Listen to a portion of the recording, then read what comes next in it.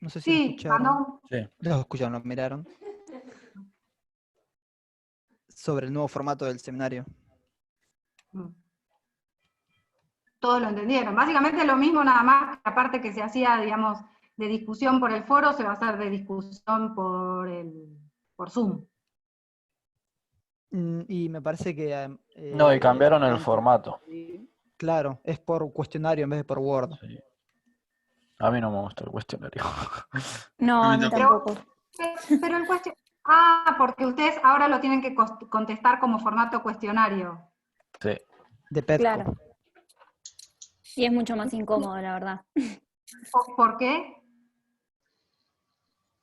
Por el uso limitado de, digamos, de intentos de tiempo, a mí me pasó en en el último, de que me decía el último intento y no quería arruinarlo. Sí.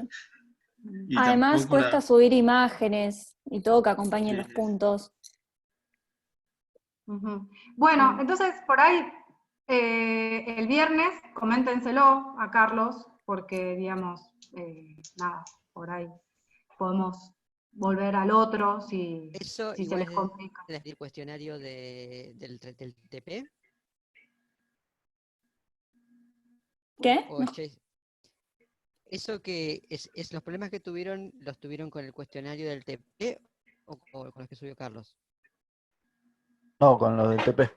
Con los Con del el TP. TP, está bien. Los del TP tenían límites en el intento, número de intentos. A mí me decía último intento.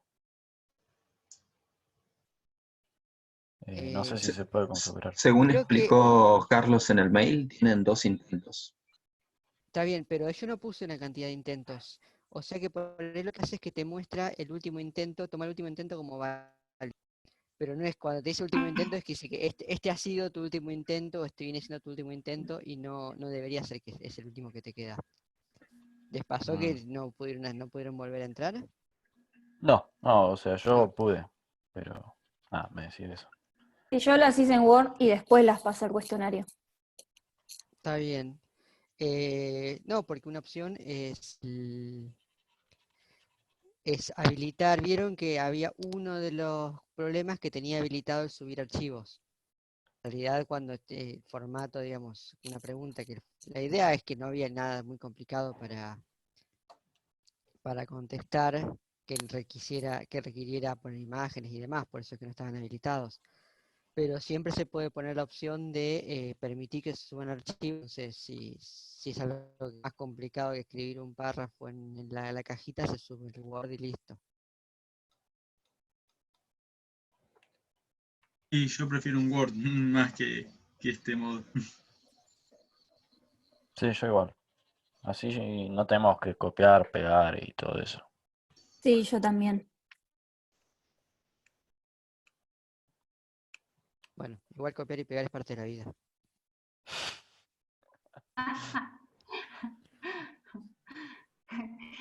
Que se aprende desde chiquito, desde ya cuarto grado ya se sabe copiar y pegar. Desde el rincón Sí, del sí, vago. totalmente. Bueno, entonces, ya que estamos hablando del cuestionario, ¿cómo le fue con el cuestionario? Bien, no me pareció muy... Las preguntas no me parecieron tan complejas. A mí Había que pensar un poco, pero salieron.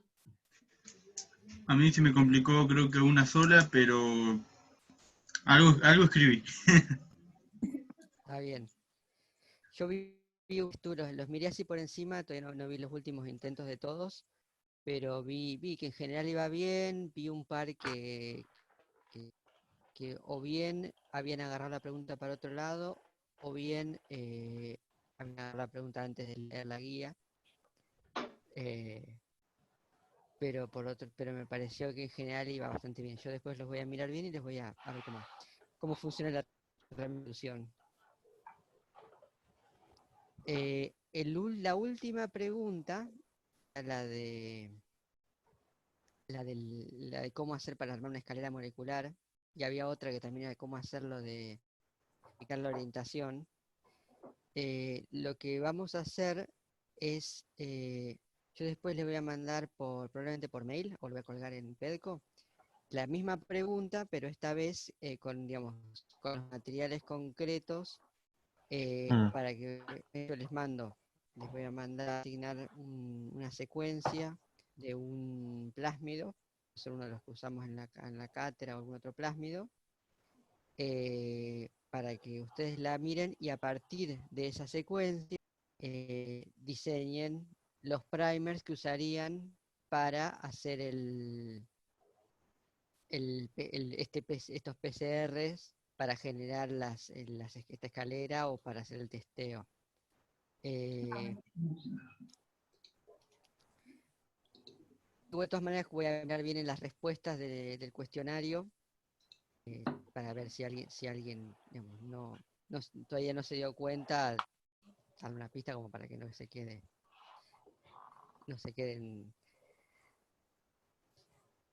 desconcertadamente tratando de responder. Pero la idea es un poco que practiquen digamos, cómo uno pondría un primer, cómo lo diseñaría, y esta cuestión de la direccionalidad, que es importante para este problema molecular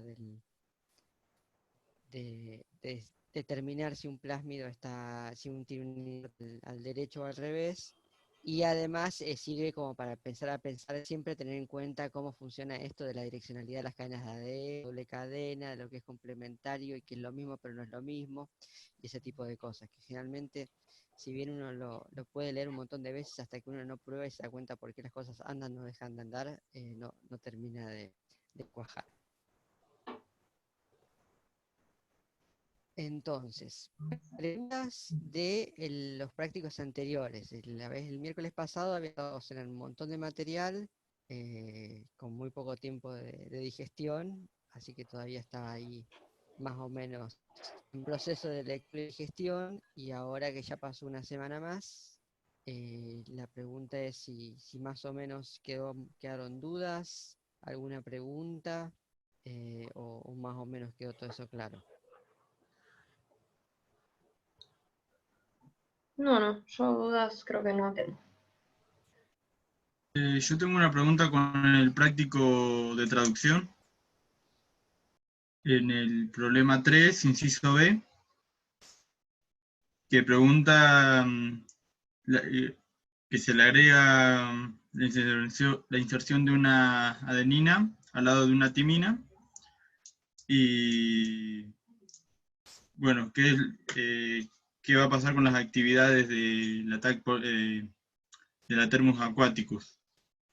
Espérate, pero eso, ese me parece Eso que es es un segundo Dios. problema, ¿no? Claro, eso va en otro rubro. Hoy nos Eso los dedicamos viernes. a la parte de laboratorio, de los videos que ustedes vieron ¿se acuerdan? De transformar, de ligar, de hacer PCRs. Está bien, de acuerdo, la pregunta para después entonces. Para el viernes, guárdatela. Dale. Para Carlitos.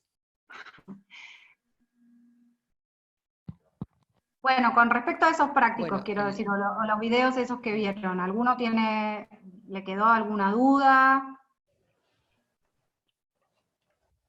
A mí no. Bien. A mí me gustaría saber si lo que corres en la electroforesis después lo podés recuperar de alguna manera. Sí, claro que sí. se puede porque a veces uno justamente lo que quiere, por ejemplo, vos clonás un inserto en un plásmido, es una secuencia de DNA, que vos después vas a querer, de última, por ejemplo, mandar a secuenciar, porque vos querés saber si ese inserto que clonaste tiene la secuencia que vos querés, o a veces, bueno, no se conocían cuáles eran las secuencias. Entonces vos corrés, por ejemplo, agarrás, clonaste ese inserto en el vector, transformaste con ese vector la bacteria. Bueno, después lo que tenés que hacer es purificar ese vector, ¿sí? O sea, todos esos vectores que amplificaste en la bacteria lo querés purificar, que eso es lo que vamos a ver hoy. Y después, digamos, por ejemplo, podés decir, bueno, yo ahora quiero voy a cortar otra vez este plásmido para que se me libere el inserto, lo corro en una electroforesis en gel de agarosa, y después, como vos sabés cuánto el tamaño que tiene esa banda, vos podés hacer como un rectangulito en el gel de agarosa, lo sacás, y hay kits que venden, así, en donde muy rápidamente te ayudan a poder volver a purificar ese DNA. Entonces, una vez que vos ya lo purificaste, después ya lo podés mandar a secuenciar. Ah, ok, buenísimo. Sí, de hecho, muchas veces lo que pasa, a veces hace un PCR, y el PCR vos lo corres en el gel y te da fantásticamente una banda del tamaño que vos querías, y en esos casos simplemente purificás tu producto de PCR y lo usás para lo que sea, para mandarlo a secuenciar, para insertarlo, ligarlo a otro plásmido. Pero a veces pasa, muchas veces pasa, que vos diseñás tu PCR, haces tu experimento, y en vez de aparecerte tu única banda esperada, el tamaño esperado, te aparecen varias bandas. Generalmente esas varias bandas, una es, con suerte, la que tiene el tamaño que querías, y el resto otros tamaños. Entonces, si vos todo el ADN directamente de esa reacción, tenés una mezcla, sabés que tenés una mezcla de productos de PCR, una mezcla de fragmentos de tamaños que probablemente necesariamente van a tener que ser distintos.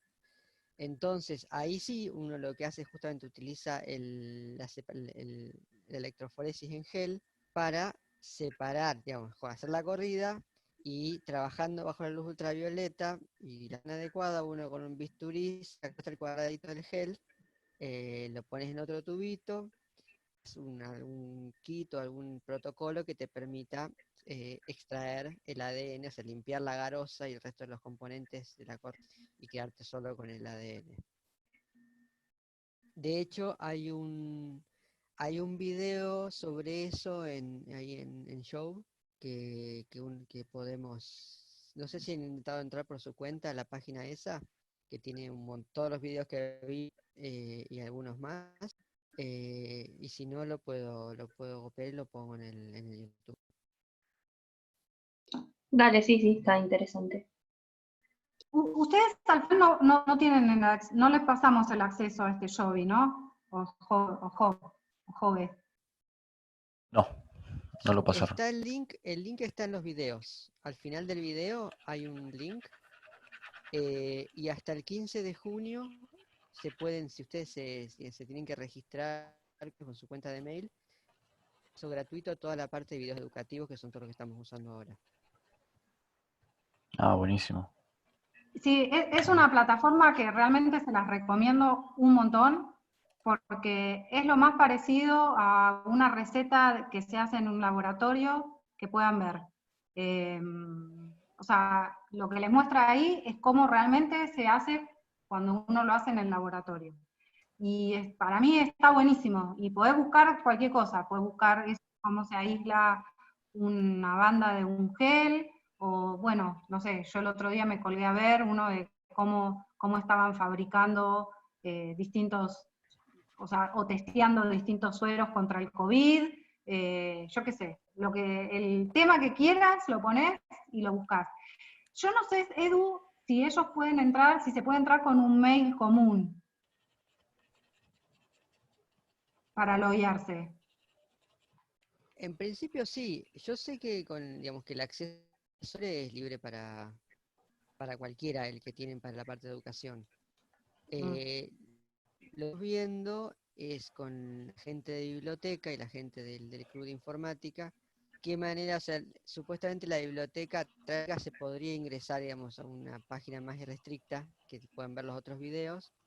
Lo que pasa es que generalmente eso funciona cuando vos te conectás a través de una dirección de la universidad. Y eso es lo que todavía tenemos que peregrinar cómo usar. Pero la idea es por ahí generar un usuario, estudiantes bcm@club.edu, tenga acceso, y que entonces le pasamos los datos para que ustedes también se puedan conectar.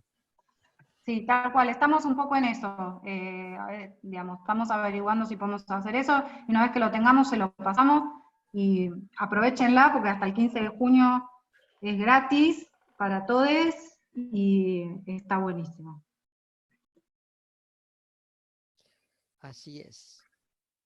Bueno, y en lo que era el TP de hoy, era bastante más corto, porque en realidad es la última parte de todo el procedimiento que vinimos haciendo, que demostramos todo junto la semana pasada, que es una vez que ya transformaste tu bacteria, o sea, ligaste tu inserto de interés en el plásmido, transformaste la bacteria con ese plásmido, cultivaste las bacterias para para que haga mucho plásmido, verificaste que el plásmido está donde tiene que estar, ahora tenés, esto salió bien, una serie de frascos, de colonias, de tubitos, que tienen suspensión de bacterias, que tienen tu plásmido con tu insert.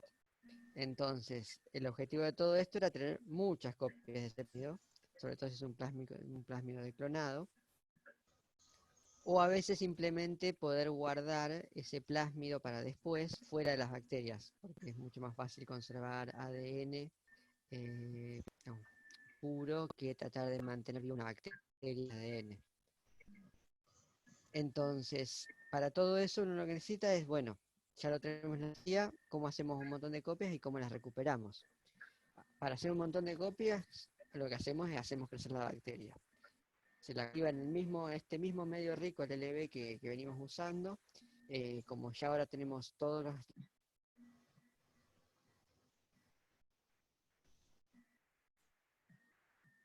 Uy, se cayó Edu. me Hola. parece. Pensé que se me había trabado a mí. No, me parece que se nos cayó Edu del sistema. Se murió. Sí. Bueno, ahí esperamos que se reconecte. Ahí está. ¿Te nos fuiste, Edu? Volví. ¿Hasta dónde llegué? Sí, hoy mi conexión está... tiene problemitas. Es mi Zoom, de hecho. Ah, Pero bueno, ¿hasta dónde llegué? que tenías muchas copias del plásmido dentro de la bacteria. Hola. Hola. Sí. Hola.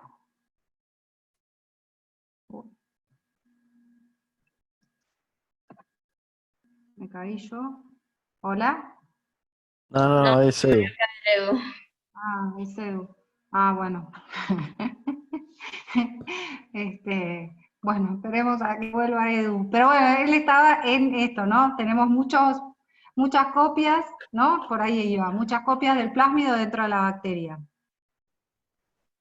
Y ahora lo que queremos es poder purificar esas copias de plásmido, ese DNA circular doble cadena, del DNA genómico, ¿sí? Para tenerlo puro, porque, digamos, de eso, por ahí después yo quiero agarrar y aislar, digamos, un cachito, quiero volver a aislar el inserto para mandarlo a secuenciar, o quiero, no sé, agarrar ese plásmido y como mostraba el link del video que les mandamos nosotros, agarraban ese plásmido y lo transfectaban en células en cultivo. ¿Se acuerdan que el otro día hablábamos de ese término, transfectar, que era meter un DNA en una célula eucariota en general, por un método de lipofección? Se envuelve el DNA con estos lípidos y se generan tipo como micelas que se fusionan con la membrana y luego entra ese DNA en la célula eucariota. ¿Se acuerdan de eso?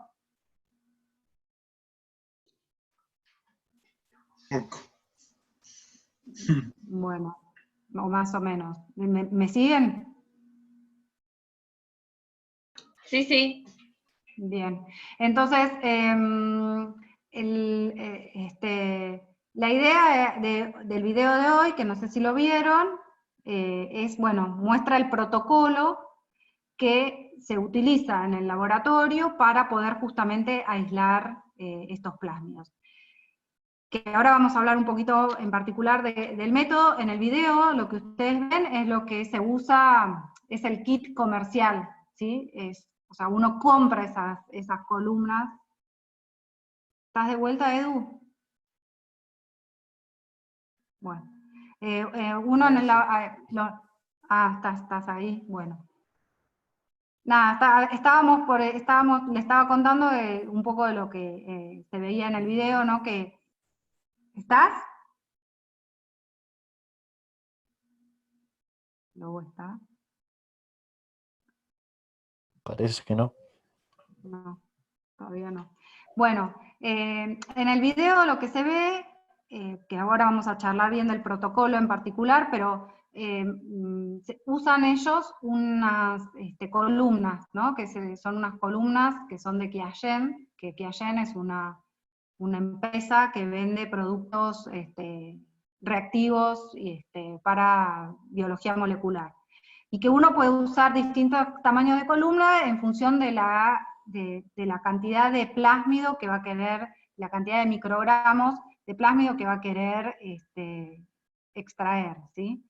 Y esas columnitas son buenísimas, son súper rápidas, o sea, uno puede hacer una extracción de plásmido en, no sé, un par de horitas, y te salen realmente puros. Nosotros, pero, digamos, nosotros en el laboratorio, normalmente en la materia, hacíamos esa purificación, pero de manera casera, sin usar estas columnas, ¿sí? O sea que nuestro DNA salía un poco más impuro, pero, digamos, se podía usar, y el método que utiliza de purificación, estas columnitas que ustedes vieron en el video, es el mismo, o sea, que el que nosotros usábamos en el laboratorio.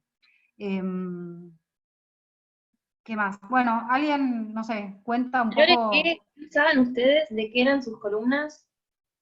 No, nosotros no usamos columnas, se puede, digamos, la columna lo que te permite al final es poder purificar, tener bien puro el plásmido y separarlo de, digamos, el resto de las proteínas, ponele, que Sí. pueden quedar solubles.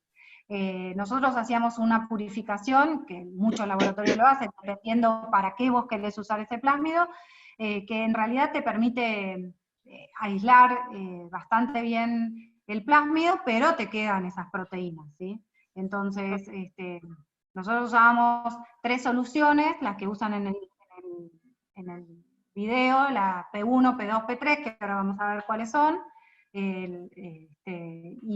o sea, usábamos la suspensión, el buffer de resuspensión, de lisis, y de neutralización, y precipitábamos el DNA, ahora después les contamos bien, y lo corríamos. Obviamente que sale menos puro que con estas columnitas. Lo que pasa es que estas columnitas, esos kits, chicos, o sea, todos los reactivos de biología molecular se pagan en dólares. Sí, dólares. Entonces, que yo no sé cuánto sale ahora Está bien que vos comprás un kit y te sirve para hacer varias extracciones, pero salen unos cuantos cientos de dólares. ¿sí? Entonces, Y te quedaba, o sea, vos dijiste que te quedaba con proteínas, no te quedaba completamente purificado, ¿no me podés poner proteasas? sí, también te queda por ahí, también te quedan restos de, sí, podés poner proteasas, y podés poner también RNAsas, porque a nosotros lo que nos pasaba también es que nos queda junto con el RNA. Entonces le poníamos una RNAsa. Ahora vos decís, bueno, sí, eso se hace, y lo hacíamos, pero también en algunos prácticos hemos comparado, por ejemplo, el agregado o no de una RNAsa, porque la RNAsa, está bien, te degrada el RNA, pero es cara, ¿no? Sale, no sé, Claro. $100 y pico, un tubito. Como todas las cosas que nosotros usamos son prestadas o puestas por el investigador responsable de la materia, a veces uno tiene a disposición y a veces que no. Pero sí, lo usábamos así. Y de hecho, no sé si vimos otro día un gel, ¿no? Se los mostré, el que mandó Lican. O era el de, pero no, estaba el gel de agarosa que habíamos corrido con los Sí, plásmidos que ustedes habían purificado. era una ¿Sí, garosa. no? Sí. Así que bueno, no, si quieren podemos mirar un poco en profundidad cómo es el método, en qué se basa.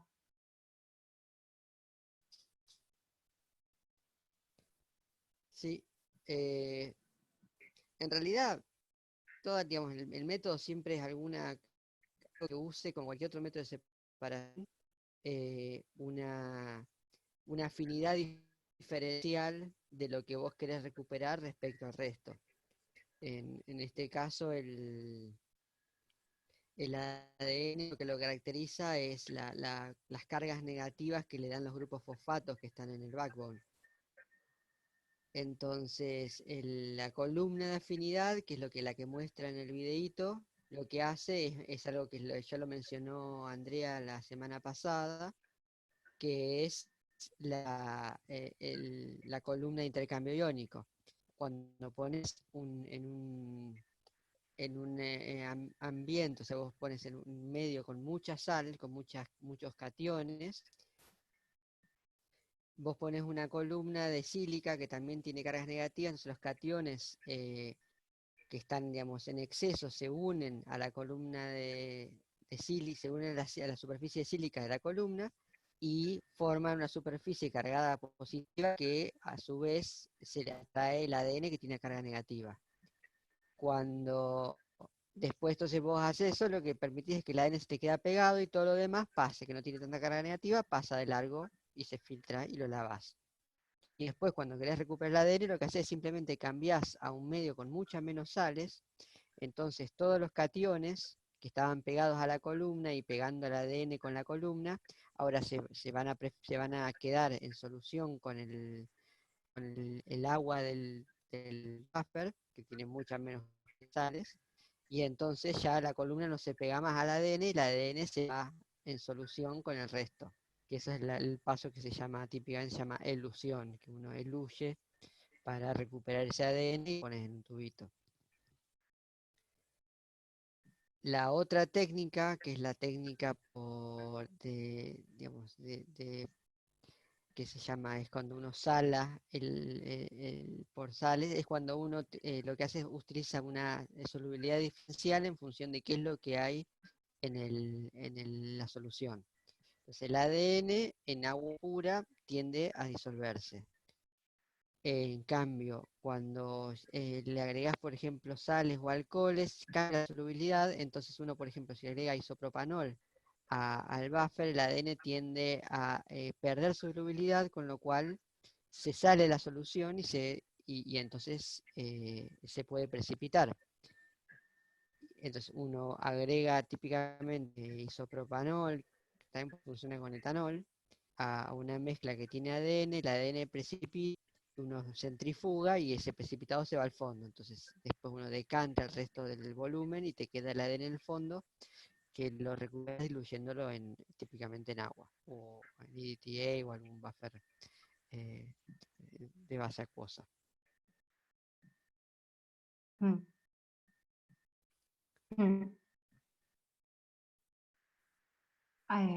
¿Alguna consultita?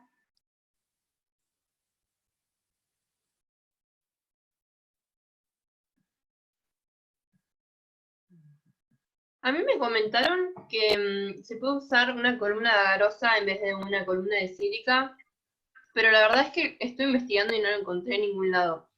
Siempre me mandaba electroforesis cuando ponía agarosa. Yo, la verdad que columnas de agarosa para hacer esto nunca lo vi. A mí ¿Quién? tampoco me suena. No sé, yo... En general son estas columnas de intercambio iónico. Ah, bueno, Sí, después voy cambia a el formato. ver si lo- O Lo que a sea, veces no cambia es sé. el formato de la superficie de intercambio. Por ejemplo, puede ser una membrana, puede ser, a veces hay la sílica viene como en bolitas, son bolitas de vidrio que se ponen digamos, en un tubo. Hay varios formatos distintos. Claro. ¿Y se puede usar Claro, alguna eso otra cosa que no sea sílica? para purificar DNA. O sea, para hacer esto, lo de ¿cómo era? ¿Intercambio iónico? No, Sí. sí que se absorba, digamos. Digo, si se puede usar alguna otra cosa que no sea sílica.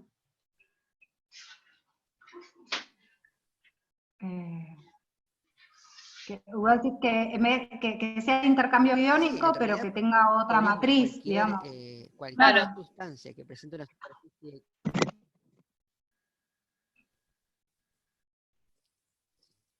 Lo importante es que, digamos, más allá de la química precisa que uno usa en un montón de estrategias, lo importante es que esa afinidad que vos usás para capturar, en este caso tu ADN,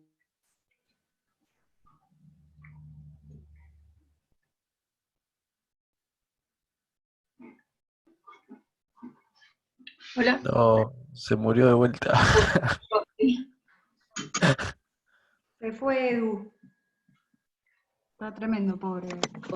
Encima justo cuando está Ahí explicando. está, ahí está. sí, se ve que hay preferencia. No, lo que te decía es que en realidad cualquier cosa que vos usás, no solo para ADN en general, digamos, esta idea de atrapar las cosas, por diferenciar, una cosa importante es que tenés que tener un mecanismo de cambiar esa afinidad. Que vos podrías, por ejemplo, pensaría, el ADN está cargado negativo, le pongo cualquier sustancia que sea carga positiva, y ya está, se te pega el ADN, pero la pregunta es Claro, después pero si cómo se lo te pega muy despegás. fuerte, después cómo lo sacás. Claro, entonces son estrategias que te permiten cambiar la afinidad. Como la mayoría, digamos, vos cambiando el pH, muchas veces cambiar la disponibilidad de tipos de cargas que están ahí, eso va a cambiar la afinidad de todo lo que sea a través de interacciones electrostáticas. Mm. Pero también a veces no se usa en ADN, pero se usa, por ejemplo, en proteínas o en moléculas que están modificadas, otros tipos de afinidades mucho más fuertes que después directamente lo tenés que clivar con algún tipo de tratamiento. Claro. O competirle Pero bueno, al con principio es el mismo alguna para todo. cosa, claro. O competirle, digo, por ejemplo, también a veces lo que se usan son competidores de esto que veíamos ayer en el EMSA, ¿no? O sea, competidores fuertes de la proteína que vos querés purificar y entonces le echás una solución fuerte esa, y como vas a tener más concentración, vas a terminar liberando tu proteína de interés. No sé, de alguna manera tenés que romper esa unión. Una vez que vos ya la lograste unir a tu proteína o DNA de interés a la columna, tenés que ver cómo la soltás. Y evaluar la pureza, ¿no? Después, o sea, porque a medida que va a haber, vos la vas a eluir y va a salir en algún tubito del eluido va a estar, pero también a veces lo que te pasa es que empezás a eluir proteínas, como mostraba Andrea el otro día, pero vos empezás a eluir y en alguna fracción de esa va a estar la que a vos te interesa, en otras va a estar otras proteínas, ¿no?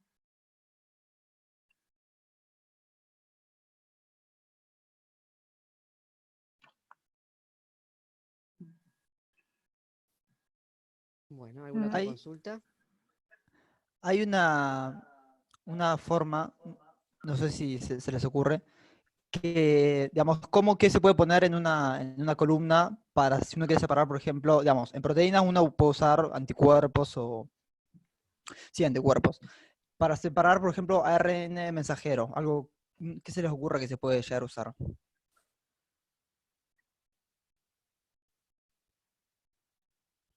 Piensen en lo que tienen los mensajeros, que no tengan el resto.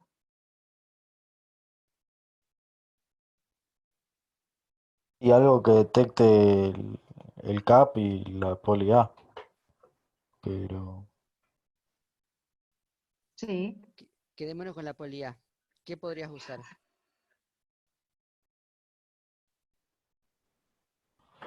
no sé. A ver. Un estoy promotor. pensando. De la poli A, Más fácil, ¿qué es muy afín a una cadena? Acuérdense que el mensajero es cadena simple, a una cadena de ácido nucleico simple que tiene múltiples A.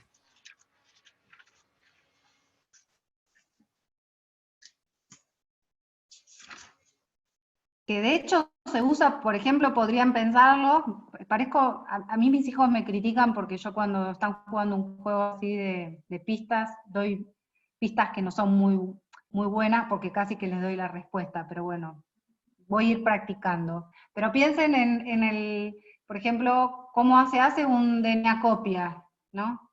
A partir de un RNA.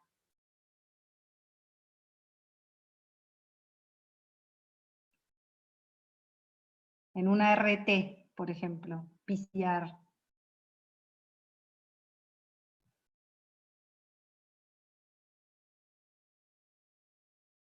Vamos, ¿qué pasa? La lluvia ¿Cómo era nos la pone con pregunta, el... Lore? Perdón. Licant decía cómo ustedes podrían hacer, qué método podrían utilizar para purificar mensajeros de RNA. Y si tenés una cola de polia, tendrías que usar timina, Bien. puede ser. Pero no sé en qué formato, no sé cómo viene. Y por ahí podrías... ¿Algún Secuencia otro se lo cortita. ocurre? Sí. ¿Alguien? Por ahí podrías tener en una columna algunas secuencias, digamos, algunos oligos, lo que se llaman oligo de T, que son de timina, secuencias de DNA, por ejemplo, cortitas de timina, todas unidas, y pasar tu lisado por ahí, entonces las colas de poli A se van a unir a esas colitas de oligo de T. ¿Y cómo eluimos? Hola, Vero.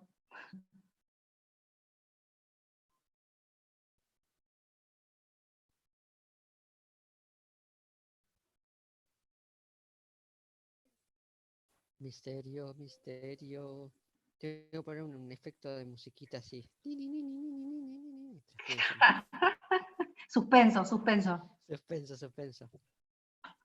Y vas a ¿Qué tener ibas que a poner decir? algo que rompa los puentes de hidrógeno que unen la timina y la adenina. Exacto. O podés, hay otra forma también, o otra cosa que te puede convenir, que es si vos te conservás ese tramo de ahora cadena doble, digamos de A o T, como quieras decir, si vos lo conservás en tu muestra, digamos, lo puedes usar como sitio de secuencia conocida para amplificar o hacer después retro PCR, digamos. ¿Podés repetir, Lican? Se te escuchó medio robótico. No, decía que podés cortar, o sea, eliminar los puentes hidrógenos, yo pienso, no sé si se hace, pero si cortás la cadena, digamos, esa colita de polité está unida a tu columna. Si vos la cortás de raíz, por decirlo de alguna forma, después te quedas con una cadena doble de AT, de muchas A, de muchas T, que es una parte conocida de esa cadena doble que la puedes usar para unir primers después y hacer amplificación o transcripción. No sé si se hace, que me corrijan los que saben, pero es una forma que también se podría hacer. Sí, de hecho me parece, o sea, no se hace así, o sea, vos no vas a usar en general las columnas para purificar un plásmido, estábamos hablando de plásmido, pasamos ahora a purificar RNA. En realidad, digamos, es un poco, me parece, lo que se ve, y esto se lo podemos preguntar bien el martes a Nico, pero para hacer RNA-seq, un poco vos, me parece que partís de ahí, tenés que hacer una purificación, primero purificás, y hay métodos para purificar, hay kits que te venden para purificar solo los mensajeros, usando estas colitas de polité, y después una vez que vos tenés los mensajeros, usás los mecanismos de Next Generation Sequencing o lo que sea, para amplificar y tener las secuencias. Y una vez que tenés las secuencias, ya las macheás a las distintas zonas del genoma. Pero sí hay kits para purificar mensajeros, RNA mensajero. Igual generalmente lo que se usa es, se hace extracción de ARN total, y después, como siempre, terminas que lo más común es que lo pases a cDNA, Entonces, lo que haces es usás para el cDNA primers de Polité. Sí, Polité y pero yo he usado digamos, porque queríamos amplificar, no para hacer un Next Generation ni nada de eso, sino para amplificar un RNA que se expresaba muy poco, y he usado kits que directamente como que te concentraban la cantidad de mensajero, de RNA mensajero. Los de las bolitas, Sí, sí, están buenos esos.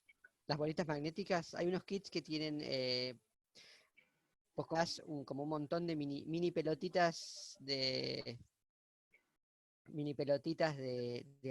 acero, de hierro, que suelen estar recubiertas con alguna cuestión digamos que, qué sé yo, en este caso están recubiertas con polité, y vos lo que haces es tu mezcla de donde tenés tu ARN total que trajiste con las pelotitas esas, y después usás un imán para pescar todas las pelotitas y separarlas del resto. Entonces levantás con el imán las pelotitas, pipeteás el resto del líquido, y después volvés a poner las pelotitas en el fondo y le cambias el buffer para liberar los mensajeros.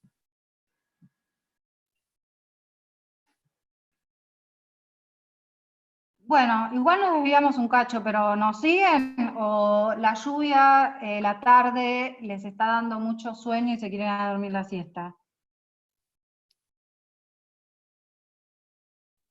No, no, sí. yo te sigo. Avisen, porque nos vamos todos a dormir la siesta.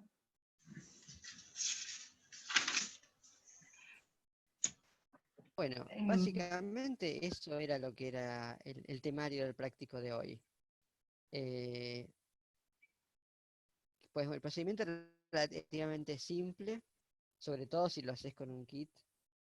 De hecho, es uno de los procedimientos, los laboratorios que tienen más recursos que mano de obra, generalmente contratan estudiantes de grado, y lo primero que van a hacer son este tipo de cosas, porque son básicamente seguir pasos y lograr un resultado. La verdad que el extraer digamos, usando isopropanol no es mucho más difícil y es bastante más barato. Lo que pasa es que a veces hay qué técnica elige, más allá de las cuestiones de si el costo o no costo, fácil o no fácil, a veces hay ciertos limitantes dependiendo de dónde estás extrayendo ese ADN. En este caso, que son bacterias, es más o menos simple porque suele ser siempre igual, pero a veces extraes ADN de tejidos de otras cosas, y a veces esas otras cosas, cuando vos extraes, vienen con algunos compuestos adicionales que están en ese organismo al que estás extrayendo, que generan problemas. Un caso son las plantas. Las plantas muchas veces tienen compuestos secundarios que inhiben a las polimerasas, entonces uno hace la extracción simple de una planta y después te encontrás con que ninguna de tus reacciones de PCR funcionan porque tuviste este compuesto secundario, entonces tienes que empezar a meter otras variantes de protocolo. Otras cosas pasa, por ejemplo, en muchos organismos, en muchos invertebrados, sobre todo marinos, que tienen una gran cantidad de mus dentro de su composición de tejidos, que lo sucede es que el que largan cuando uno trata de hacer la extracción te tapa directamente la membrana.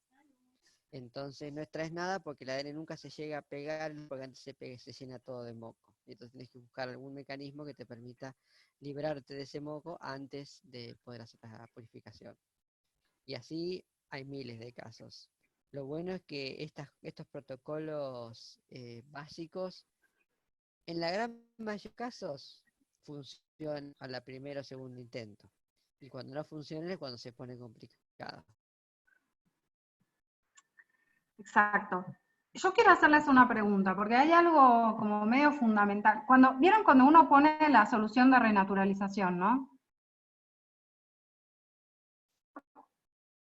Sí. Y lo decía un poco ahí el videito, ¿Por qué logramos?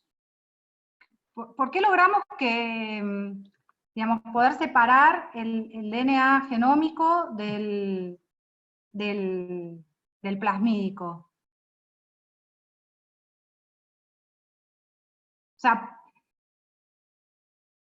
ahí lo decía el video, ¿no? Uno reagregaba esta parte me encanta porque mostraba así como hacíamos, no sé si ustedes se acuerdan, Ligüen y ese, que lo hacíamos así, no sé si vieron el video, pero como que agarraba la gradilla y hacía para un lado y para el otro, para un lado y para el otro. Bueno, vieron cuando ustedes le agregan la solución 3 de renaturalización, y después, digamos, van a ir a centrifugar, y ahí ustedes se van a quedar con un pellet, que el video decía que ahí iba a estar el DNA genómico, y en solución quedaba el DNA plasmídico. No sé si me siguen en qué paso estoy. Uno, Sí, sí, sí. ¿sí? Uno Sí. resuspende las bacterias primero, después las lisa, ¿sí? Después tomaba ese sobrenadante, que es donde estaba supuestamente el DNA plasmídico, y después uno iba a usar una solución de renaturalización. Y ahí, ¿se acuerdan que en el video muestran que se arma medio un moco? Sí. En el Eppendorf un cosito blanco, Sí. así más... Sí, sí, sí. Bueno, ¿por qué uno puede separar ahí el DNA genómico, que se va al fondo, porque sigue siendo DNA, ¿no? Pero el plasmídico se va a solución. O sea, podemos separar dos tipos de DNA distintos, uno más grande y otro más chico. ¿Por qué? Por el tamaño y por la conformación que tiene cada uno. A O sea, ver, un poquito cuando más. se naturaliza el ADN plasmídico, va por lo que leí, las hebras no se separan completamente. Mm. O sea, como que siguen vinculadas físicamente de alguna forma. En cambio, el ADN genómico sí se separa completamente y cuando se renaturaliza mal, digamos, y precipita. Claro, tal cual. O sea, sí, eso. ¿Lo ven el resto? O sea, Sí. el DNA plasmídico es más chico, es una molécula que es de DNA circular más chica, que, digamos, al renaturalizarse, como no se terminó de disociar bien, al ser más chico, esas hebras se renaturalizan correctamente, y entonces no queda en solución, no precipita. El DNA genómico de la bacteria, que también es circular, pero más grande, se renaturaliza mal, ¿sí? Entonces, precipita y eso es lo que se va como al fondo. O sea que se renaturaliza mal porque tiene más probabilidades de hacer apareamientos incorrectos, digamos. Tal cual. Ah. Sí. Por eso, digamos, en el video también muestran que en todo este proceso no conviene, cuando él dice no vortexear, a ver, hay un montón de, no sé si lo notaron, hay un montón de cosas Sí, que... sí. ¿Sí? Que vortexear es cuando él agarran y ponen el Eppendorf con un tubo arriba de una superficie que vibra muy rápido. Eso se llama vortex. No sé si... Sí, sí.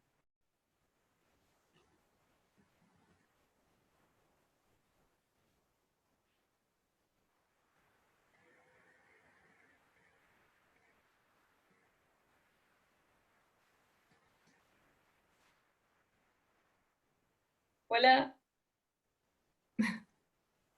Ah, no sabía si era yo o alguien más. Ah, nos quedamos todos callados porque sí. Y es que a veces uno no sabe si el que se está quedando sin conexión es uno o se Sí, conexiona sí, sí, el sí. resto. Sí, ni hablar. Entonces la renaturalización se puede dar de cualquier forma, digamos. Estoy pensando en el PCR cuando se vuelve a renaturalizar. ¿Lo hace adecuadamente o lo hace de cualquier forma? Y a medida que va bajando la temperatura, o sea, a temperaturas más altas, necesitas cada vez más una complementariedad cada vez más perfecta. A medida que va bajando la temperatura, es como que se va juntando, digamos, más promiscuamente. No importa tanto el cuán bien Machea. Entonces, justamente uno de los parámetros que uno optimiza en el PCR, dependiendo de lo que necesita, es la temperatura esa de annealing. Cuando vos sabés que tenés tus primers son perfectamente complementarios y están, digamos, y están diseñados más o menos para una temperatura similar, vos podés ajustarlo justo a esa temperatura, y eso va a hacer que cualquier apareamiento digamos, digamos, incompleto, que no sea 100% igual, tenga mucha menos chance de darse. Entonces, vos largás ahí y después calentás de nuevo. O sea que después ya trabajás a 72 grados con la polimerasa. Entonces lo que haces es minimizás la cantidad de veces que empezás a hacer una cadena de ADN en un lugar donde no querías. Ajá. A veces haces lo opuesto, a veces vos no conocés bien la secuencia. Típico es cuando vos querés clonar un gen o un pedazo de un gen de un organismo con el que estás trabajando, y la secuencia que tenés es la de otro organismo, otros organismos, pero no tenés información genómica o del gen del organismo que querés hacer. Entonces vos lo que haces es buscás de todos los otros para el mismo gen qué partes son muy parecidas a través de una alineación, y decís, bueno, voy a tratar de diseñar un primer para esa región, y sabés que lo más probable es que por lo menos algunas bases van a ser distintas. Sí. Entonces vos diseñás un protocolo de PR que sea un poco más permisivo, o sea que tu temperatura es más baja, y entonces vos lo que haces es que le das espacio a esos mismatches, esas faltas digamos, esas incoherencias de 1, 2, 3, 4 bases, para que de todas Sí. maneras te permita amplificar. La desventaja de eso es que tenés cada vez más chance de amplificar algo que no sea lo que vos querés. Está bien. Hay una estrategia de PCR casos, y muchas veces lo que se usa es lo que se llaman primers degenerados. El primer degenerado aprovecha que el código genético es degenerado. ¿Qué pasa? En general, cuando vos estás tratando de pescar un gen que codifica para proteína, lo que solés hacer es buscar proteínas que tengan sectores que los aminoácidos sean todos los mismos, ¿sí? Porque cumple un sitio activo en la enzima, es una parte fundamental de esa proteína, entonces en general evolutivamente tiende a conservarse. Pero lo que pasa es que siempre hay una tercera base, una tercera posición en el codón que codifica para cada aminoácido, que es ambigua, va a ser uno o lo otro y no te cambia el aminoácido. Sí. Entonces, vos, aún si tenés cierta confianza, o sea, tenés 10 secuencias de otras especies emparentadas con la que vos querés clonar, y ves que en las 10 secuencias nunca cambia en cierta parte la secuencia de aminoácidos, está siempre conservada, y bueno, lo más probable es que esté conservada la secuencia de aminoácidos de esa parte en tu especie objetivo desconocida. Lo que no puedes asegurarte muy bien es que mantengan todas las mismas bases, porque siempre va a haber una tercera base que, codificando para el mismo aminoácido, puede ser distinta. Entonces uno diseña primers que en realidad son una mezcla de combinaciones donde varía esa base. Entonces por ahí, si uno era TAI y el otro es TTC, todos los primers tienen TT, pero va a haber la mitad van a ser TTA y la otra mitad va a ser TTC. Entonces aumentás la chance de pegarle, aunque sea con la menor cantidad de primers. Y para compensar eso, bajas un poco la temperatura. Y hay una estrategia de PCR que se usa para estos casos donde uno está medio a la pesca de secuencias nuevas usando secuencias conservadas, que se llama PCR, se llama Touchdown, que lo que uno hace es empieza a hacer un ciclo de PCR y empieza a una temperatura más bien alta. Y al siguiente, y entonces ¿eso qué hace? Si vos tenés primer complementarios a lo que usaste, es complementario, bien, o sea, muy bien complementario a tu molde incógnita, digamos, que querés amplificar, entonces ya ahí engancha los primers y hay una primera ronda de PCR y se generan copias. Si no hay nada suficientemente complementario, no pasa nada. En el siguiente ciclo uno baja un poco la temperatura y vuelve a hacer lo mismo. Y al siguiente ciclo uno baja en una temperatura y vuelve a hacer lo mismo. Eso lo que hace es que vos vas de a poco, vas bajando, vas aumentando la permisividad de la reacción, ¿sí? ¿Y qué Sí, pasa? Vos no sabés muy bien en qué punto vos le vas a acertar. Pero en el momento en que vos le aciertes, se van a empezar a hacer copias de eso. Y acordate que una vez que tenés copias, esas copias a su vez funcionan como molde para la siguiente reacción. sí, Entonces, cuando vos llegás, haces poner 20 ciclos, bajando la temperatura. Cuando llegás al ciclo 20, la temperatura es súper baja y prácticamente tus primers se van a ver con casi cualquier cosa. Pero si ya habías acertado antes, un poco más a la mitad del proceso, con el primer adecuado, digamos, con la temperatura justa, ya ibas a tener más copias. Entonces, para cuando empezás a amplificar cualquier cosa, ya tenés un montón de moldes que hiciste de lo correcto. Con lo cual tenés sí. más chance de que te... Y vos después lo que haces es, haces una tanda de ciclos, 10, 20 ciclos bajando temperatura, después haces una otra tanda de 10 veces los más a una temperatura bastante más alta. Y entonces para continuar amplificando lo que ya se amplificó. Y eso lo que te permite es un término medio entre amplificar algo que probablemente no sea perfectamente complementario a tus primers, pero no estar amplificando cualquier cosa que aparezca. Sí, Entonces, todo ese tipo ese tipo de estrategias, lo que uno hace es básicamente despliega los conocimientos básicos de cómo funcionan estos procesos, el PCR y lo demás, los conocimientos que uno pueda tener previo o conjuntar o de lo que secuencia que vos querés amplificar, o de secuencias evolutivamente que por historia evolutivas vos esperás que sean parecidas. Una vez que vos haces tu PCR, y descubrís que tenés bandas, y que las bandas, al menos una, tiene el tamaño que vos esperás, extraes del gel mismo, recortás la banda, la purificás el ADN de esa banda, típicamente lo mandás a secuenciar y te enterás cuán acertado o errado estaban tus primers, o si amplificaste lo que querías o amplificaste cualquier otra cosa. ¿Qué sucede? ajá. Ah, está bueno, sí.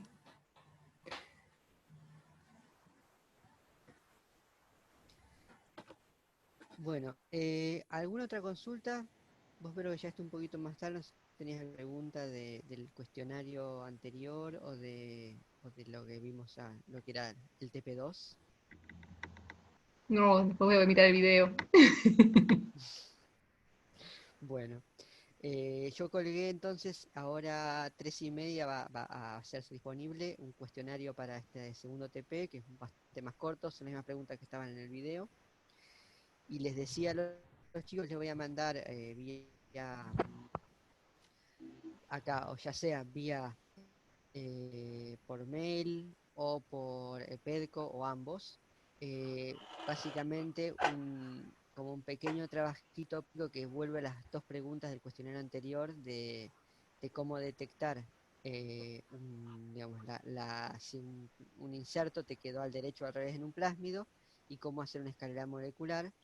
Y la idea es que además, digamos, de contestar cómo lo harían, yo les mando unas secuencias de plásmidos, y ustedes me diseñan unos primers que logren el objetivo mediante PCR de esas dos preguntas. ¿Para cuándo hay que entregar eso? Ahí cuando lo mande les doy la ¿Viste? fecha de entrega. Sí, Ah, sí, sí. listo. Pero Yo no, tenía una todavía no pregunta. lo Uy, dígame perdón. usted. En el cuestionario de este TP había una pregunta que dice, ¿cuáles son los usos que se le dan a los plásmidos en biología molecular y celular? Ujú. Y yo quería saber si hay algún otro uso además de vectores de clonación y de expresión. Eh, sí, son los más frecuentes, pero hay otras maneras. Se utilizan también como una manera de cuando uno o está haciendo, por ejemplo, secuencias sintéticas. Ajá. Muchas veces los plásmidos son intermedios que uno usa para hacer todas estas secuencias de ligamiento y enganche y usamiento. uno puede recombinar plásmidos usando enzimas de restricción, y muchas veces uno lo que hace entre paso y paso para verificar que la viabilidad es justamente volver a transformarlo en bacterias y recuperarlo. Y esto tiene que ver con que si vos por algún motivo tu plásmido, por la modificación que le hagas, puede pasar, vuelva viable para la bacteria, y no puedas transformar porque, por ejemplo, sin darte cuenta rompiste la resistencia a antibiótico, o insertaste una secuencia que se expresa en la bacteria y le causa daño, o si es tóxica para la bacteria, y entonces, si vos armás toda tu secuencia junta, sin probarla por paso a paso, por ahí llega el momento en que pasaste un montón de horas, tiempo y dinero empleado en hacer una secuencia sintética, y cuando le metes la bacteria se muere. Y Claro. todo lo que hiciste ya no te sirve. Ese es otro ejemplo. Probablemente si buscan, se hacen una pequeña idea de para qué se puede usar un plásmido, van a encontrar más cosas que yo no conozca. Ok. Pero las principales ahora si tienen que responder dos, yo creo que expresión y declinación son como Claro, el sí, lugar sí, más yo común. estuve buscando y era como lo que más me aparecía. Se me hizo un poco difícil encontrar otra respuesta y por eso dije, bueno, voy a preguntar en clase porque, o sea, deben haber. Pero bueno. A esas dos repuntábamos principalmente, entender la diferencia entre clonación y expresión. Ah, ok, ok. Gracias. Una pregunta. ¿Las preguntas que están al final del video son las mismas que van a estar en el cuestionario? Sí, en general sí, salvo que me surja alguna cuando escribo el cuestionario que no se me haya ocurrido para el video, y en cuyo caso les aviso, en general son las mismas. Ah, perfecto. Que son las mismas que están en la guía, además.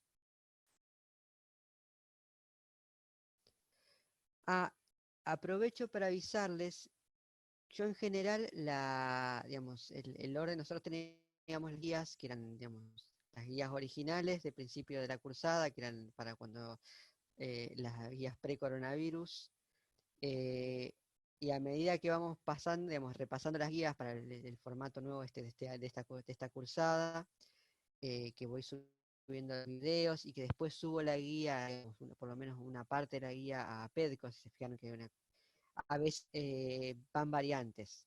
Por ejemplo, en lo que hay en PEDCO, incluye un pequeño, agregué, digamos, lo que tiene que ver con los principios generales, y mencioné el tema de la purificación por columna, justamente porque eso es lo que estaba en el video, que en la guía original, si se fijan, no está, porque en la guía original solo apunta a la acción que hacemos en laboratorio, que era por precipitación con isopropanol. Entonces, si bien la información tiende a ser igual, siempre verifiquen con, digamos, lo que voy subiendo a PEDCO y los videos, por las dudas que haya alguna cosa que generalmente no es que es distinto, sino que se agrega material o se adecúa mejor a cómo viene marchando las cosas en la cátedra. Perdón, yo me quedé un rato sin internet, lo intenté del teléfono, pero no pude. Me perdí de mucho. No, ¿a vos se te ocurre algún otro uso de los plásmidos, además de expresión y clonado? No, básicamente para eso se usan. Incluso después uno también puede, o sea, puede hacer expresión en Drosophila, una vez que uno, digamos, clona un plásmido, después puede hacer transgénicas con ese plásmido, ¿no? Inyectándolos en embriones a estadios muy tempranos, uno puede lograr hacer transgénicas. Bien mencionaba ahí en... Yo pensé que preguntaban algo más, no sé, más tecnológico, como para qué servía el plásmido. Tipo producción de proteínas, no sé, generar resistencia en alguna bacteria de interés. Sí, eso está bien. Sí, está bien, son como los fines. Pero no era eso lo que preguntaban, ¿o sí? No necesariamente, era más acotado básicamente, digamos, la idea de que los usas o para clonar algo, simplemente, o sea, para hacer múltiples copias de un fragmento de ADN de interés, o para expresarlo, que son como dos objetivos claramente distintos. Ah, está Después, bien, ¿para no. qué clonás? ¿Para qué clonás o para qué expresás? Ah, está bien. Tiene sus propias vertientes. Que en realidad es más interesante después para los distintos usos. Lo que pasa es que ahí ya se te ramifica un montón. Sí, sí, ahí vi que aparecían un montón de cosas. Súper interesante, no sé. De hecho, ahora con esto lo del COVID, están purificando la proteína S así, ¿no? La clonaron en un vector de expresión y después la están purificando la gente que trabaja en el Instituto de Leloir, en el laboratorio de Andrea Barnick, que si no la conocen, búsquenla, porque la chabona es una grosa total, ella se dedica a estudiar virus en general, en realidad los que están más asociados al dengue, y bueno, ellos purificaron la proteína y ahora tienen un montón de esta proteína pura, a partir del plásmido que aislaron, lo expresaron, y ahora tienen la proteína para empezar a hacer estos test, ¿no? Ajá, sí. Estábamos con ¿para qué se usan los plásmidos? Sí. Bien. No, porque perdón, yo me caí un rato porque ya empezamos con la lluvia, tengo problemas. Sí, ya está la lluvia. Bueno, igual ya estamos como estamos agotando el temario rápidamente. Bien, yo me había caído justo cuando estábamos discutiendo, digamos, si habían entendido esto, ¿no? El método de separación de eso, ¿no? Que si uno agita el DNA cuando lo estaba renaturalizando, y lo agita y lo corta el DNA genómico, al final después no va a poder separar nada de esa manera, porque todo se te va a renaturalizar y va a quedar en solución. Sí, y fíjense una cosa, si dependiendo del plásmido que estás usando y los primers que estás usando, si vos lo que querés ver es, por ejemplo, verificar que tu plásmido sea el correcto, no necesitas hacer una purificación del plásmido necesariamente. Por ejemplo, en el de la semana pasada, no hacíamos una separación, agarrábamos una muestra de las bacterias, las hacíamos crema, y del ADN que se estaba flotando hacíamos para ver si detectábamos el plásmido y si tenía el tamaño correcto. Entonces, todos estos procedimientos, en general, se elige uno u otro en función de lo que uno necesita. Sí. Y a mí estaba pensando, ¿no? Mientras vos estabas hablando, Edu, yo estaba pensando en algo y ahora me olvidé. Espera. Seguí hablando que ya se me va a volver. Sí, ya sé. Ustedes, por ejemplo, digamos, ¿alguien así rápidamente me puede decir cómo se hace este protocolito de purificación de plásmidos?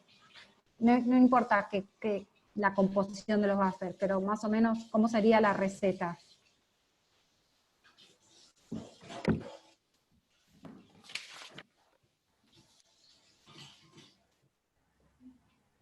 Bueno, primero ya teniendo el cultivo de bacterias necesario y bonito. Pero antes, justamente, ese cultivo de bacterias, ¿cómo lo obtuviste?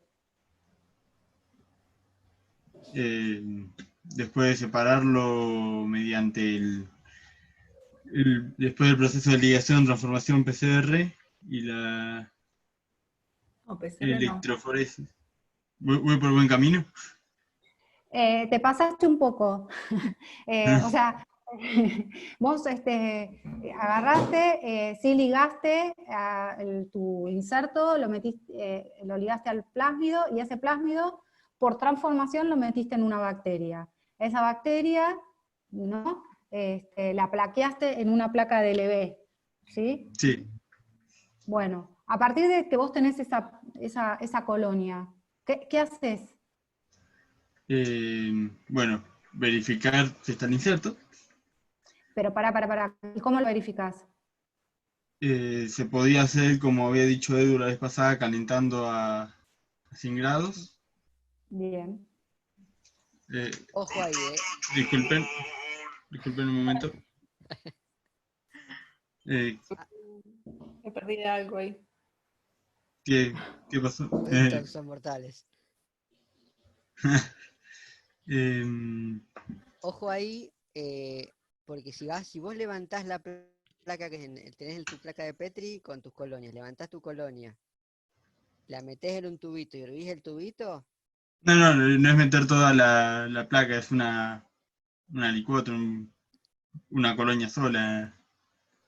Bueno, pero si vos servís la colonia entera, o sea, vos levantás con un tip, ¿no? O con un hisopo, tu colonia. La colonia generalmente la levanta entera. Sí. La pones, la resumes en un tubo con medio o con agua. Y ahí está, Lore. ¿Viste? Estoy hecho un hacha con esto. Bien, Entonces vos agarrás esta colonia y claro, la la ponés ponés. en un tubo. En un tubo con agua, la resuspendés y ahí tenés un montón de agua llena de una suspensión de bacterias, que son todos los descendientes de tu unidad formadora de colonia que levantaste. O sea, todas las bacterias, todos los de esa colonia están ahí en ese tubo. ¿Qué haces? En ese momento lo puedo ya subir a temperatura. Bien. Hervís tu colonia entera, hervís tu tubo y ahora... ¿Se cortó o se me cortó a mí? No, sí. a ver, no sé. No, Yo no... estoy hablando en mute, por eso no me escuchan. Hola, Edu. Ahí estoy. Ahí está. ¿El resto está? Sí. Porque yo como estoy compartiendo la pantalla. Entonces, vos ahora lo que decís es, agarrás tu Ajá. tubo con todas tus bacterias, las servís, Ay, haces me crema a borró todas las bacterias y haces el PCR para verificar. Y el PCR te da que efectivamente en esas bacterias tenían el plásmido de interés. ¿Y ahora Sí. qué haces? Tenés que purificar el plásmido de interés. Y pero si ya no tenés más plástico, ya no tenés más bacterias. Mataste todas. Acabaste con las bacterias, así que ya no vas a poder cultivarlas. Entonces, acá, en realidad, de esta alícuota que tienen acá en este tubito, esto es un Eppendorf, no sé si me entienden mi esquema, ¿no? Pensé que era una flecha. Por eso yo vi lo un aclaro. Eppendorf. Bueno, es un Eppendorf. Si alguna vez nos vemos en esta cursada, les llevo un Eppendorf. Para que lo vean en vivo en directo. Este es un Eppendorf. Entonces, si vos usas toda esta bacteria y la calentás y la PCR, no tenés más bacterias, o sea, no podés sacar, dijiste, sí, está bien, este vector es el que a mí me interesa, tiene lo que yo quiero, pero no tengo más la colonia. Entonces vos lo de acá tenés que sacar un poquito para hacer la PCR y después el gel, ¿no? Espera que me lleva tiempo escribir.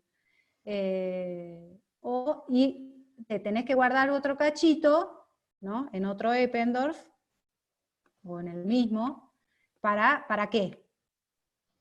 Que en caso que vos veas en tu electroforesis que este inserto de interés, puedas usar esa colonia para otras cosas.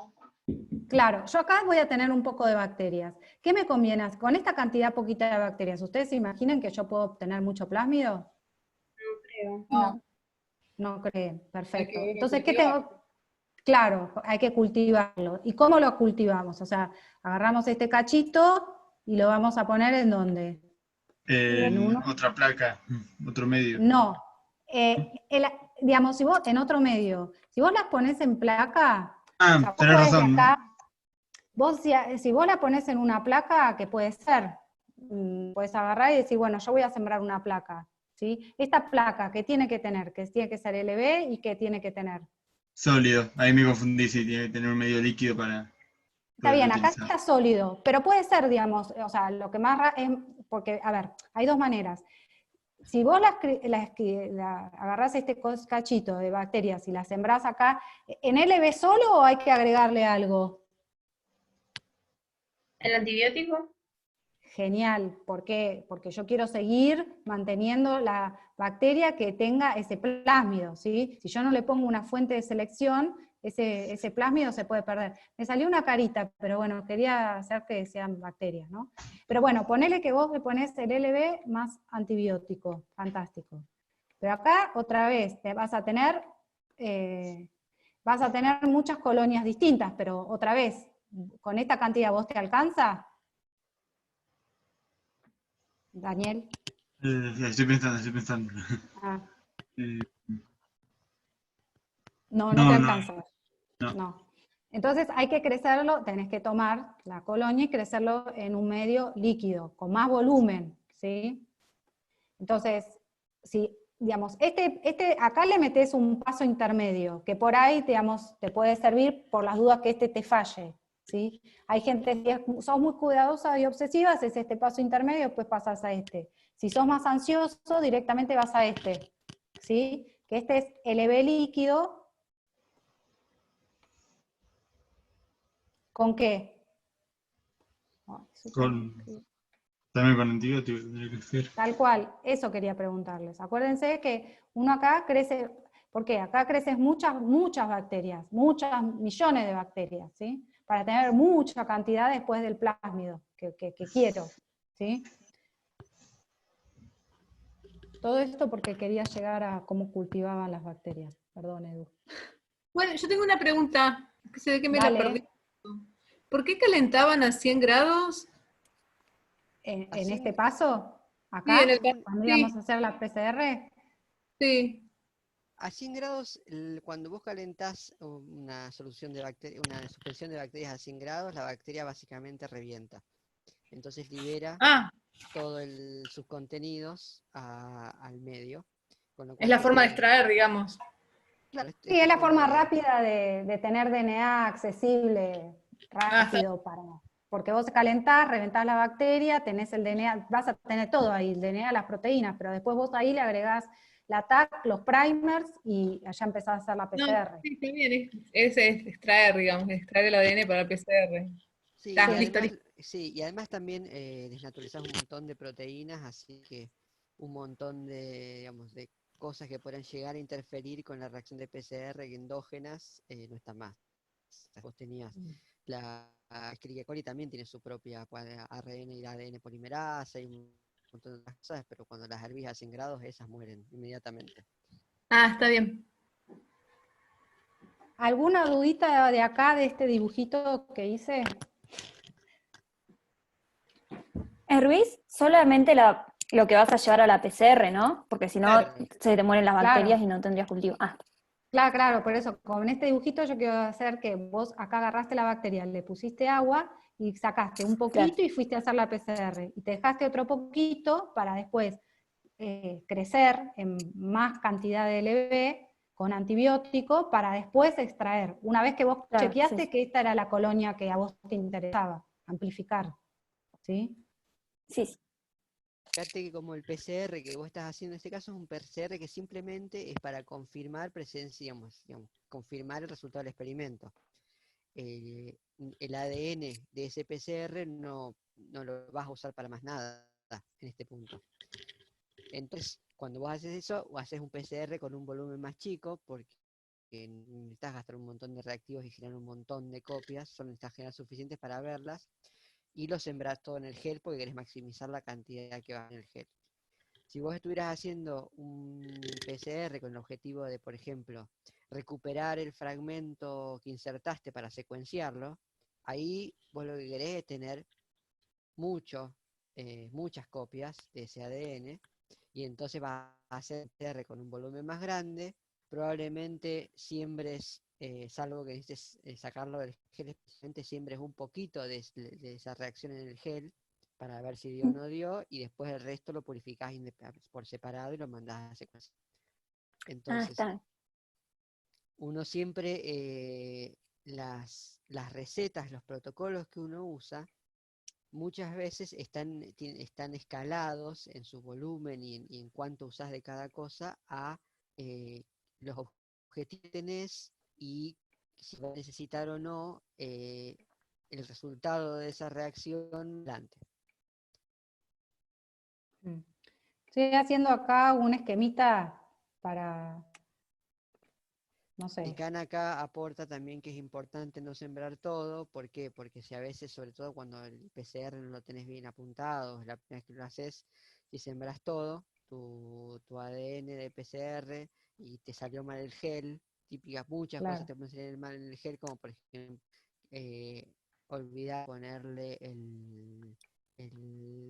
la tinción que te ve el ADN, entonces vos ves y no ves nada. O Mm. que te olvidaste de poner algún reactivo, o se te venció un reactivo, que también pasa. Si vos sembraste todo, tenés que volver a repetir todo desde el PCR en adelante. Si no sembraste todo el producto de PCR, bueno, te queda la otra mitad para volver a intentarlo. Sí. En biología molecular hay que tener muchos resguardos. Uno se vuelve como muy paranoico, porque si no te hay que volver, a veces te hay que volver al principio de todo, y bueno, te lleva un par de días. Yo quería, entonces más o menos se entienden esto, o sea, si vos querés realmente hacer otra PCR, después una vez que tenés el DNA, y con este se supone que ya chequea, o sea, una vez que vos tenés este DNA y tenés tu DNA circular, otra vez, acá tenés tu plásmido, se supone, vos después vas a querer, como, digamos, rechequear, ¿no? O sea, va otra vez, lo vas a correr, a ver si está puro, ¿no? O, no sé, le vas a hacer una PCR para levantar el inserto que tiene, o lo que sea. Y esto es lo que ya te queda, si todo eso está bien, esto es lo que se usa, lo usás para, lo guardás muy bien a -20, y lo vas a usar o para transfectar células, o para secuenciar, o lo que sea, para producir proteínas. Voy a aprovechar para decir un par de cosas acerca del tema de los controles. Cuando hablamos de controles en diseño experimental, siempre estamos hablando de reacciones, en este caso reacciones adicionales que uno hace para verificar ciertas cosas. Los controles, digamos, hay muchas variantes, pero en general cuando uno hace PCR, lo que siempre trata de hacer es, por un lado, es incorporar un control positivo. ¿Qué es un control positivo? Es un control, es una reacción donde uno sabe sí o sí tiene que funcionar. Y que si no funciona esa reacción en particular, es porque uno hizo algo mal en el procedimiento.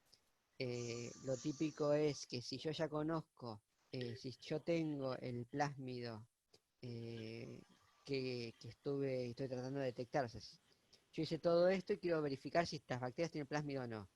Mi control positivo sería de otro, yo tengo guardado el plásmido original, que sé que cuando lo pongo en el PCR me va a dar siempre una banda de determinado tamaño. Yo incluyo una reacción que tiene ese plásmido original como molde, porque me permite asegurarme que la reacción está funcionando. El control negativo lo que hace es una reacción en la que yo omito algo típicamente, o no pones el molde. A veces puedes hacer un negativo sin poner los primes, depende un poco de qué es lo que quieras ver, pero que es una reacción que no debería dar un resultado, no debería dar una banda.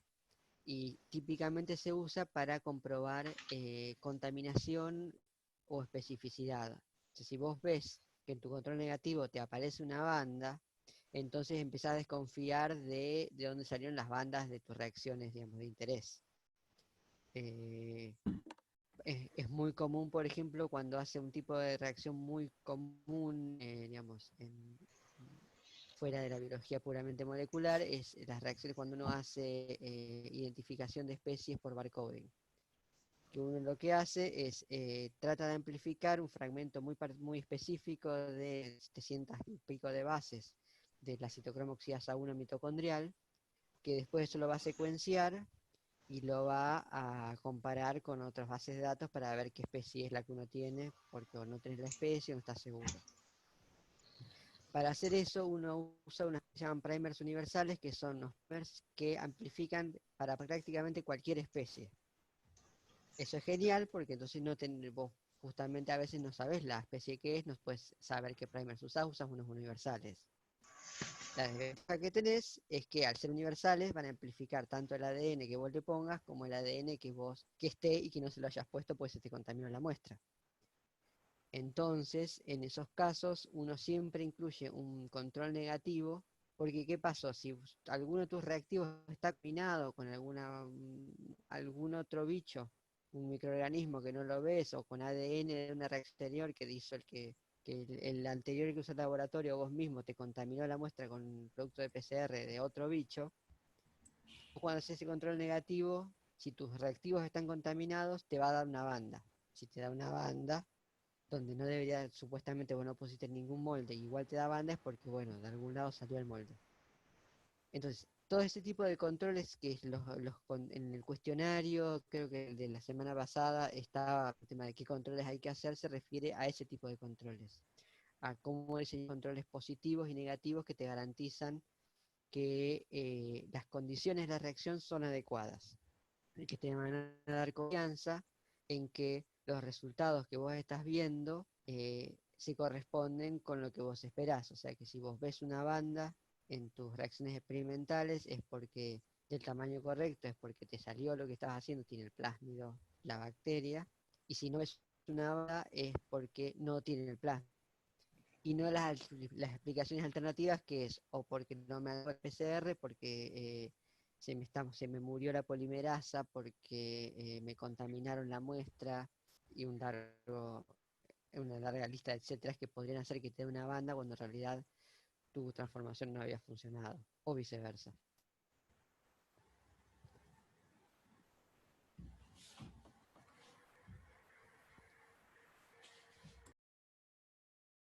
Bueno.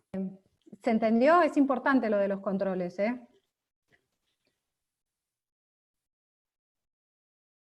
En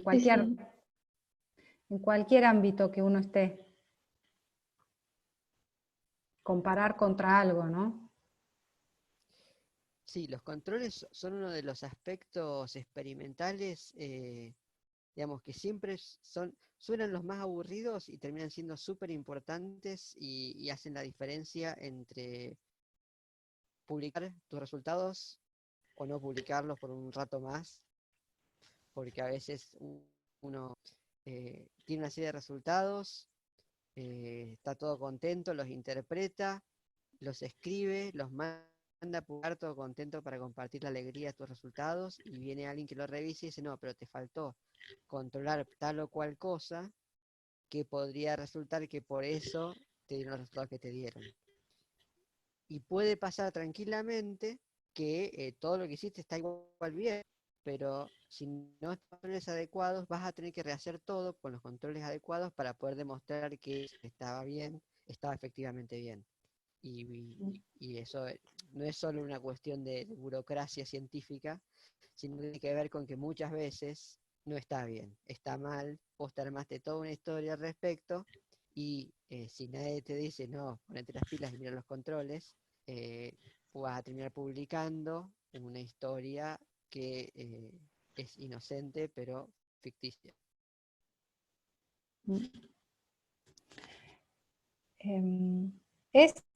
Lican, ¿algo más que a ustedes les parezca que tenemos que recordarle a los chicos?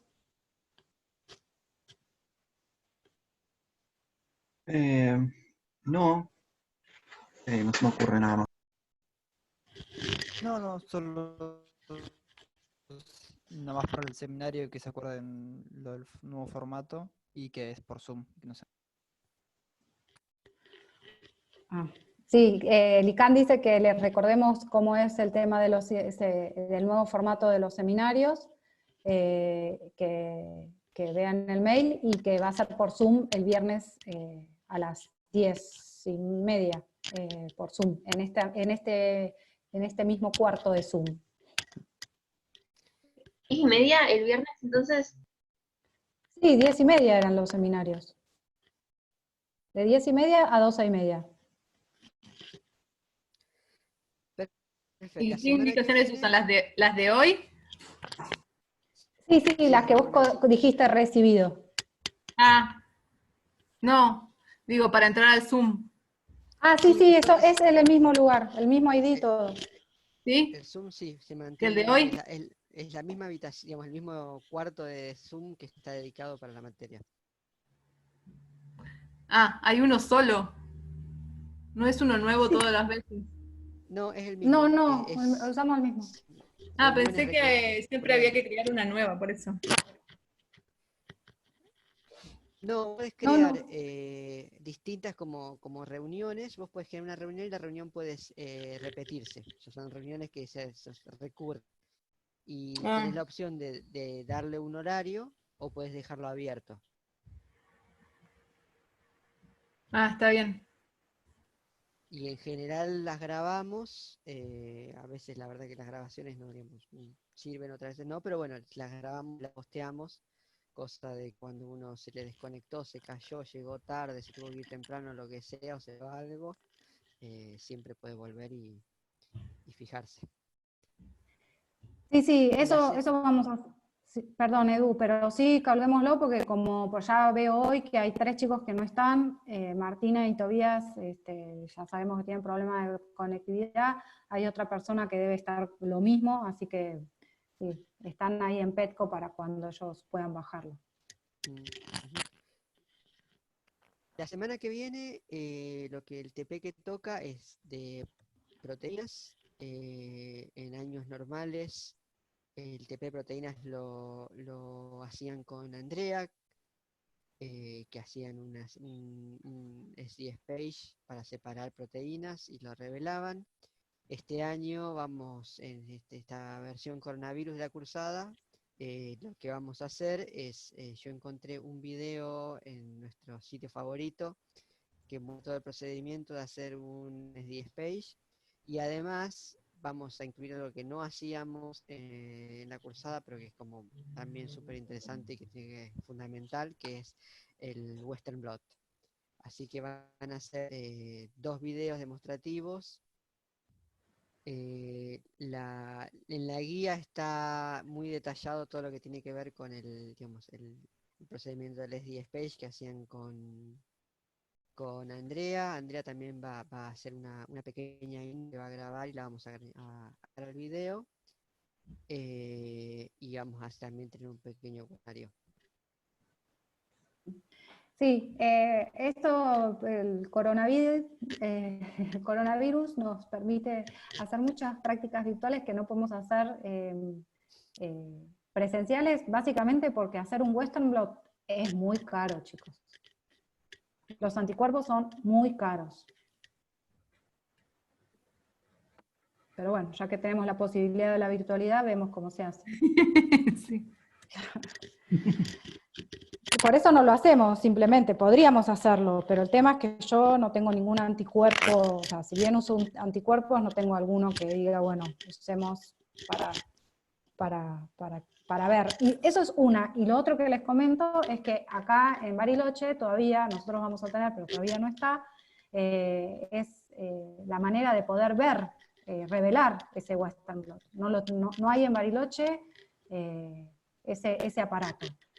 Se va a comprar, está llegando, supongo que esperemos, crucemos los dedos, fin de año, yo qué sé, con este coronavirus, cuándo va a suceder. Prontamente lo tendremos, pero eso es otra de las cosas que impide que nosotros podamos hacer esta técnica acá en Bariloche, que es muy utilizada en muchos lugares del mundo, incluso en Argentina.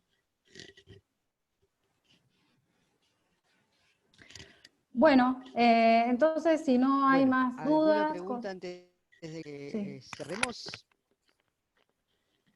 No, bueno. No, yo no tengo nada. No, Bueno, entonces nos retiramos. Nos retiramos, nos quedamos en retirada. Nuevo encuentro el viernes con Carlos y sus seminarios.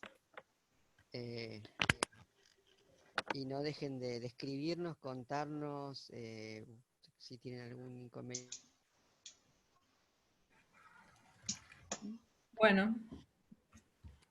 Bueno, chicos, ci vediamo dopo. Bueno, Adiós. gracias. Hasta luego. Adiós. Luego, gracias. Chao. Chao. Chau, chau. Chao. Chao. Adiós. Chao.